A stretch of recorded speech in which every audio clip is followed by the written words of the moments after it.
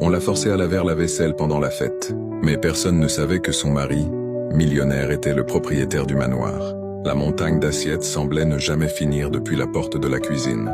Angela, Juliana et Marina se moquaient d'elle. « Regarde-moi ça, on dirait qu'elle n'a jamais vu Pinévier de sa vie », lança Angela en ricanant. Les rires étaient cruels et forts.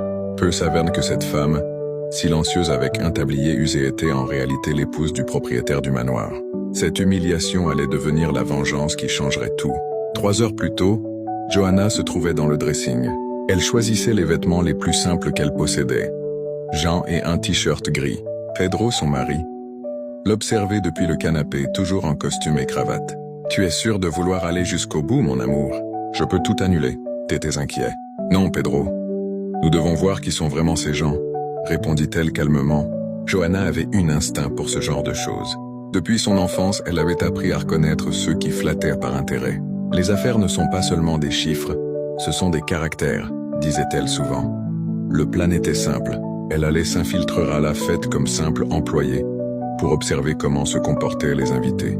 Pour ceux qui bientôt deviendraient peut-être leurs associés, elle voulait surtout voir comment ils agiraient lorsqu'ils penseraient que personne d'important ne les regardait. Pedro hésitait, mais il savait combien Johanna attachait de valeur à l'intégrité. L'humiliation n'était sur le point d'atteindre son apogée. Mais le propriétaire de la fête arrivait, et la vengeance serait inoubliable. Laisse ton like et commente en partie 2 pour découvrir la suite de cette histoire. On l'a forcée à laver la vaisselle pendant la fête. Mais personne ne savait que son mari, millionnaire, était le propriétaire du manoir. La montagne d'assiettes semblait ne jamais finir depuis la porte de la cuisine. Angela, Juliana et Marina se moquaient d'elle. « Regarde-moi ça, on dirait qu'elle n'a jamais vu Pinévier de sa vie, » lança Angela en ricanant. Les rires étaient cruels et forts. Peu savaient que cette femme, silencieuse avec un tablier usé, était en réalité l'épouse du propriétaire du manoir. Cette humiliation allait devenir la vengeance qui changerait tout. 3 heures plus tôt, Johanna se trouvait dans le dressing. Elle choisissait les vêtements les plus simples qu'elle possédait. Jean et un t-shirt gris. Pedro, son mari, l'observait depuis le canapé, toujours en costume et cravate. « Tu es sûr de vouloir aller jusqu'au bout, mon amour?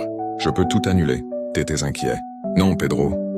Nous devons voir qui sont vraiment ces gens, » répondit-elle calmement. Johanna avait un instinct pour ce genre de choses.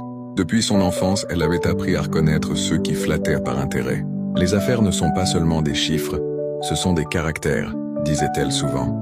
Le plan était simple. Elle allait s'infiltrer à la fête comme simple employée pour observer comment se comportaient les invités.